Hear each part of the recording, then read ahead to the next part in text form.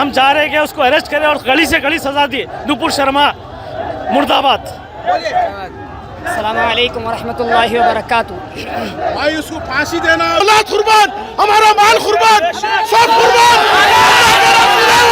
सल्लल्लाहु अलैहि वसल्लम के वास्ते हमारी जिंदगी कुर्बान है, हमारी जिंदगी कुर्बान है अल्लाह के रसूल के वास्ते। हमारी जान कुर्बान, हमारा माल कुर्बान, हमारी औलाद कुर्बान, हमारे माँ बाप कुर्बान। मेरे अल्लाह के रसूल सल्लल्लाहु अलैहि वसल्लम पे जिंदगी कुर्बान। अल्लाह के रसूल के खिलाफ जो बोला अल्लाह रब्बुल आलमीन उसको तहस नहस कर देगा। और उसको कानून को भी ये चाहिए कि उसको फांसी दे और कड़ी से कड़ी सजा दे उसको। ऐसा जो है ना खाली रुखसत करने से, छुपा के रखने से कुछ नहीं होता।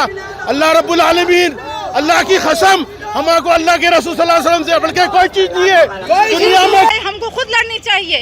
जब बाहर वाले बोले यहाँ इतना सब बोले तो कोई उस पर अमल नहीं कर रहा।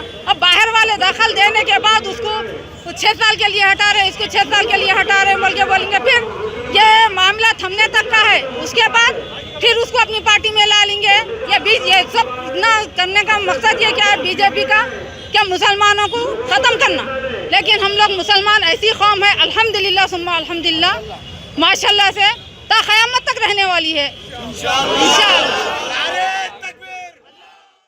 प्रोटेस्ट किए पूरे तामू से, पीसफुल प्रोटेस्ट किए सब लोग। और आपने देखा ठीक है, वो थोड़ा वो होता है और सब हैंडल किया गया, कोई इशू नहीं है। बाकी डीसीपी साहब नहीं, कभी तो कोई केस बुक नहीं किया, कोई केस बुक करने का कोई अभी मौका भी नहीं है। जो भी होगा डीसीपी साहब देख लेंगे, मगर अभी तक है जो इन्फॉर्मेशन के मुताबिक कोई केस बुक नहीं है।